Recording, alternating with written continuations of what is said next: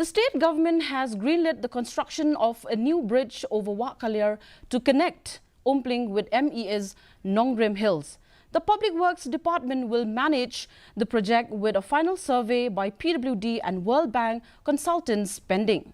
The bridge aims to ease traffic and provide a direct route to Laimkra avoiding Rinja Market. KHADC CEM Panyat Singh Saem noted that this is the first project under the rupees 2,000 crore World Bank loan and mentioned a cost reassessment from the initial rupees 70 crore estimate.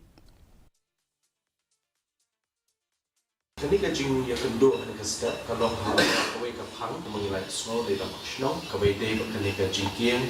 kebaga snong umpling kalau anglo aslam kaban kenya so ia ka madan remnong Nongrim Hills marka umpling kau isu tu kajing nanti kalau kabla kamslam berkibul kajing atau kajing nanti kajing tuku